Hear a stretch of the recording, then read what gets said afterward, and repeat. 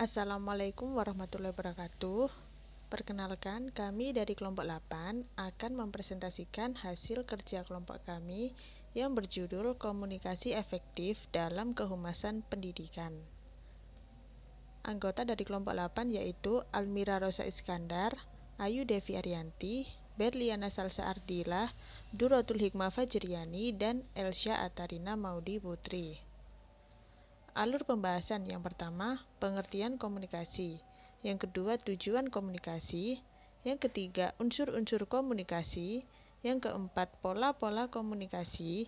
Yang kelima, jenis-jenis komunikasi. Yang keenam, hambatan dalam berkomunikasi. Yang ketujuh, pengertian komunikasi efektif. Yang kedelapan, urgensi komunikasi efektif. Yang kesembilan, tujuan dan manfaat komunikasi efektif. Dan yang ke-10, prinsip komunikasi efektif. Pengertian komunikasi.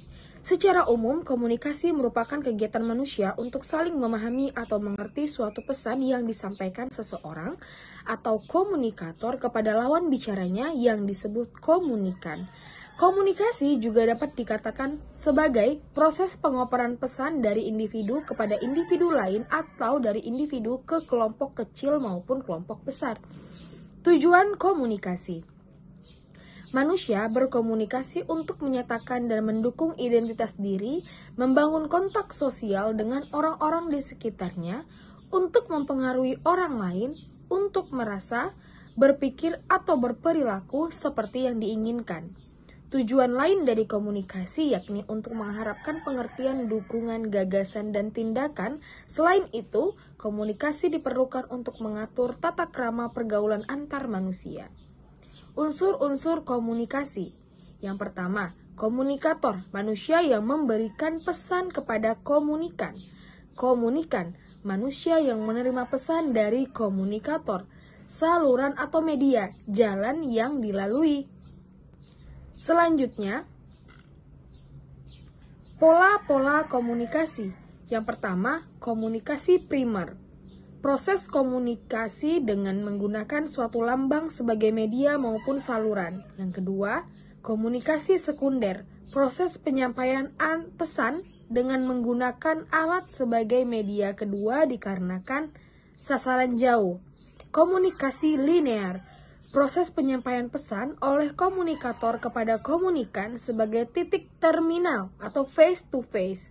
Komunikasi sirkular, yaitu proses komunikasi yang terjadi karena adanya feedback atau umpan balik. Nah, selanjutnya saya Berliana Salsa Ardila akan menjelaskan tentang jenis-jenis komunikasi. Dalam melakukan komunikasi tentunya membutuhkan jenis dan media yang akan dilakukan dalam proses penyampaian informasi. Nah, jenis dan media komunikasi ini sangat beragam, sehingga sekolah harus bisa memilih dan dengan tepat jenis dan media yang digunakan dalam penyampaian informasi. Nah, menurut Gunawan, tahun 2015, halaman 139, pengelompokan komunikasi yang efektif dapat dilakukan oleh sekolah dengan masyarakat, yaitu dibagi menjadi beberapa bagian. Yang pertama ada berdasarkan cara penyampaiannya. Berdasarkan cara penyampaiannya itu juga ada melalui komunikasi lisan. Nah, komunikasi lisan adalah komunikasi yang dilakukan dengan cara berbicara langsung atau face to face kepada lawan bicaranya tanpa ada jarak. Nah, selanjutnya ada komunikasi tertulis. Nah, komunikasi tertulis yaitu yang dilakukan dengan menggunakan media perantara, misalnya surat menyurat, messenger, email, dan lain-lain yang sifatnya singkat dan jelas. Selanjutnya ada berdasarkan kelangsungannya. Komunikasi langsung. Nah, ini komunikasi langsung dilakukan secara langsung atau face to face tanpa diwakili oleh pihak ketiga atau media perantara serta tidak ada batasan jarak. Selanjutnya ada komunikasi tidak langsung, yaitu komunikasi yang dilakukan dengan cara meminta bantuan pihak ketiga atau menggunakan media perantara. Selanjutnya ada berdasarkan ruang lingkupnya.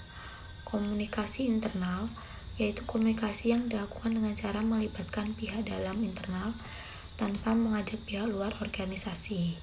Komunikasi internal ini juga dibagi dari beberapa bagian, yaitu komunikasi vertikal, komunikasi horizontal, dan komunikasi diagonal.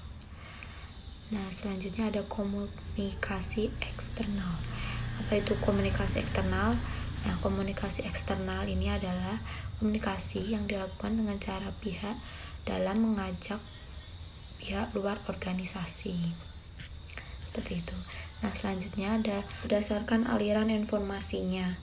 Nah, berdasarkan aliran informasinya ini terdapat komunikasi satu arah atau simplex, di mana komunikasi yang dilakukan oleh satu pihak saja. Nah, selanjutnya juga ada komunikasi dua arah atau duplex, yaitu komunikasi yang dilakukan oleh dua pihak dan menimbulkan kesan timbal balik atau saling menanggapi. Komunikasi ini dibagi juga menjadi 3 bagian, yaitu komunikasi ke atas, di mana komunikasi yang berasal dari pihak bawahan kepada pihak atasan. Yang kedua juga ada komunikasi bawah, adalah komunikasi yang berasal dari pihak atasan kepada pihak bawahan. Yang ketiga juga ada komunikasi ke samping, di mana komunikasi yang berasal dari sesama pihak atasan atau kedudukannya sama. Nah, selanjutnya ada menurut kemasan pesan. Yang ini ada secara verbal, yaitu komunikasi yang dilakukan dengan menyebutkan kata-kata baik secara lisan maupun tertulis. Selanjutnya ada secara non-verbal, yaitu komunikasi yang dilakukan melalui ekspresi wajah, gerakan, anggota badan, mata, dan lain-lain. Selanjutnya ada berdasarkan peranan individunya. Nah, yang pertama ada komunikasi antara individu dengan individu yang lain, yaitu komunikasi yang dilakukan oleh individu untuk mempengaruhi orang lain, baik itu secara formal maupun tidak formal. Selanjutnya ada komunikasi antara individu dengan lingkungan yang lebih luas, yaitu komunikasi yang dilakukan oleh individu terhadap lingkungan yang lebih luas karena dianggap mampu menambah hubungan dengan lingkungan tersebut. Nah, selanjutnya juga ada komunikasi antara individu dengan dua kelompok atau lebih, yaitu komunikasi yang dilakukan oleh individu untuk dijadikan perantara antara dua kelompok atau lebih, dianggap mampu mencari jalan keluar agar hubungan tetap terjalin dengan baik. Selanjutnya ada berdasarkan jumlah yang berkomunikasi. Komunikasi intrapersonal, yaitu komunikasi yang dilakukan dengan dirinya sendiri, baik disengaja maupun tidak disengaja. Yang kedua ada komunikasi perseorangan antar pribadi, yaitu komunikasi yang membicarakan tentang hal yang bersifat pribadi dan hanya dilakukan oleh perseorangan dengan pribadi. Hambatan-hambatan yang terjadi dalam berkomunikasi serta solusinya. Nah, yang menurut Gunawan tahun 2015, hambatan yang terjadi dalam komunikasi yang efektif antara lain adalah yang pertama status sosial, yang kedua masalah semantik, yang ketiga distorsi persepsi, yang keempat ada perbedaan budaya, yang kelima ada gangguan fisik, yang keenam ada gangguan saluran komunikasi, yang ketujuh tidak ada respon dan timbal balik. Selain itu juga menurut Nawai tahun 2017, macam-macam hambatan dalam komunikasi adalah sebagai berikut, yaitu terdapat faktor internal, yaitu berasal dari lawan bicara yang berupa hambatan psikologis, misalnya sikap, pendapat, dan ada juga hambatan fisik, misalnya cacat bagian tubuhnya. Nah, juga ada faktor eksternal, yaitu berasal dari orang lain yang berupa hambatan kultural, misalnya adat istiadat, dan juga ada hambatan lingkungan, misalnya ketenangan dan kesejukan. Selanjutnya ada solusi dari hambatan-hambatan tersebut. Yang pertama yaitu terbuka. Pihak sekolah harus membuka kesempatan kepada masyarakat jika ada pertanyaan ataupun saran. Nah, yang kedua, kejujuran. Masyarakat dan pihak sekolah harus saling mengungkapkan permasalahan yang ada sehingga tidak ada yang menimbulkan rasa saling curiga. Yang ketiga, ada saling menghargai. Masyarakat dan pihak sekolah harus saling mendengar dan menghargai pendapat satu sama lain. Nah, yang keempat ada tidak mudah tersulut api amarah ataupun emosi. Pihak sekolah dan masyarakat harus tetap tenang dalam proses berkomunikasi. Nah, yang kelima ada menggunakan bahasa yang baik dan benar. Pihak sekolah harus menggunakan bahasa yang baik dan sopan dalam penyampaian informasi kepada masyarakat. Materi selanjutnya yakni mengenai komunikasi efektif. Apa sih yang dimaksud dengan komunikasi efektif itu? Jadi, komunikasi efektif ini adalah suatu komunikasi yang mampu untuk menghasilkan suatu perubahan sikap pada orang yang terlibat dalam komunikasi tersebut. Hal ini bertujuan untuk memberikan kemudahan dalam memahami pesan yang disampaikan antara pemberi pesan maupun penerima pesan, sehingga bahasa yang diterima dalam suatu komunikasi tersebut dapat lebih jelas, lengkap, serta umpan balik yang diterima itu pun juga seimbang. Dan juga dapat melatih kita, para komunikan ini, menggunakan bahasa nonverbal secara baik. Selanjutnya yakni urgensi komunikasi efektif. Urgensi dari komunikasi efektif ini memiliki andil yang cukup besar dalam upaya peningkatan kualitas pembelajaran yang dilaksanakan oleh guru. Karena semakin baik proses komunikasi yang terjadi, maka semakin baik pula peserta didik itu dapat menerima penyampaian materi yang diberikan oleh guru, dan selanjutnya pemahaman peserta didik pun akan semakin meningkat dengan baik.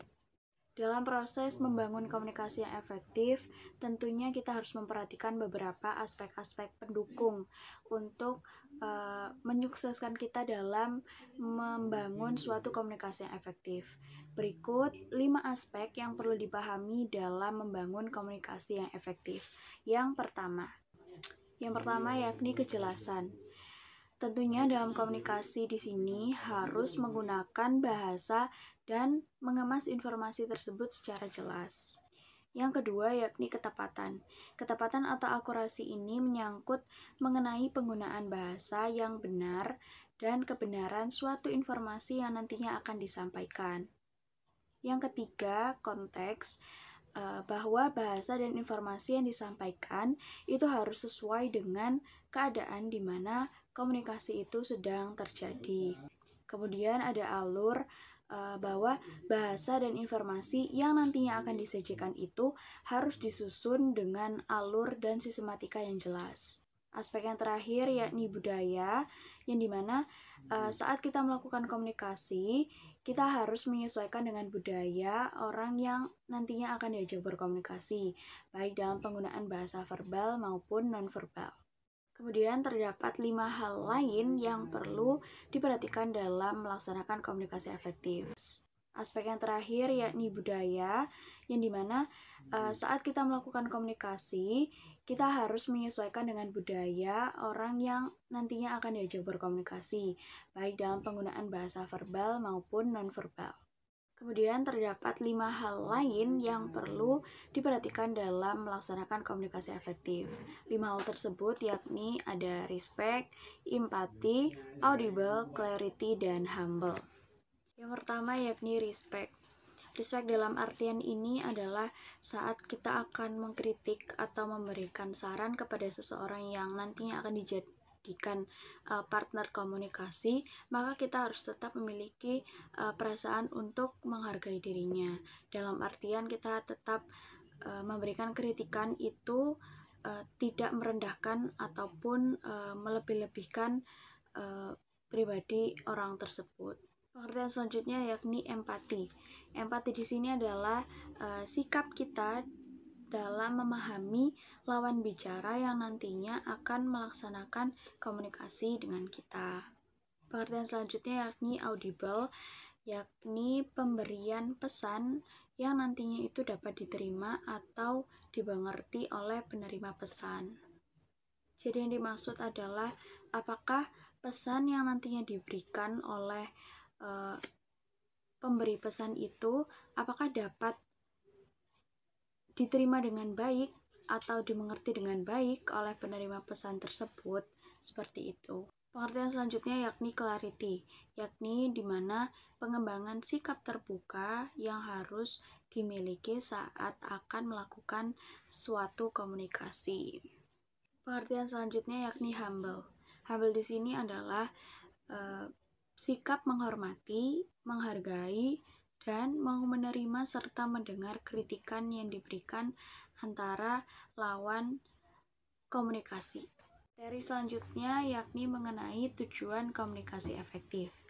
Menurut Gunawan 2015 halaman 131, tujuan hubungan timbal balik antara sekolah dan masyarakat adalah yakni yang pertama, mempertinggi pemahaman masyarakat terhadap program-program pendidikan yang sedang berjalan maupun tengah berjalan ataupun yang nantinya akan berlangsung.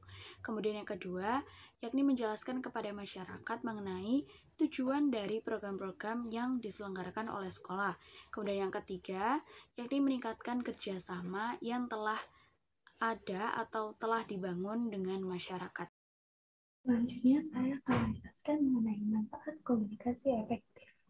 Menurut Gunawan, tahun 2015, halaman 131 berpendapat bahwa komunikasi efektif dalam kaitannya dengan hubungan sekolah dan masyarakat memiliki setidaknya 3 manfaat, yaitu yang pertama, membantu membangun tim. Hal ini membutuhkan seorang pemimpin yang mampu dengan baik untuk berkomunikasi kepada setiap individu.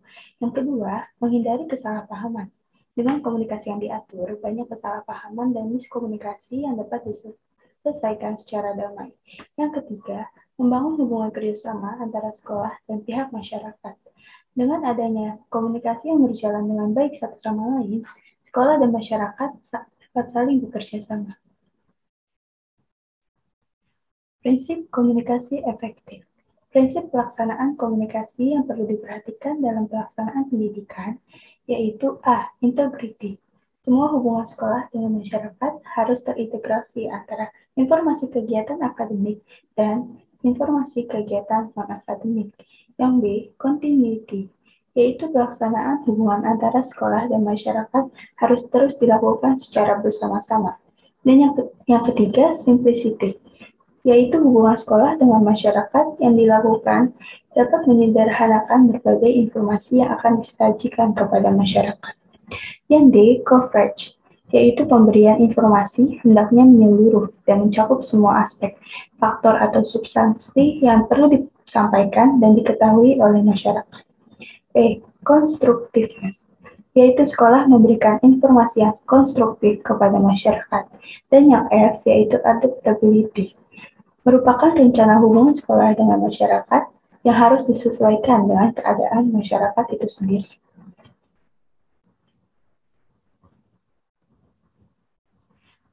Prinsip pelaksanaan komunikasi yang perlu diperhatikan dalam pelaksanaan kehumasan secara umum menurut Sutapa tahun 2016, yang pertama, prinsip human relations, yaitu terbinanya hubungan komunikasi yang efektif dengan masyarakat.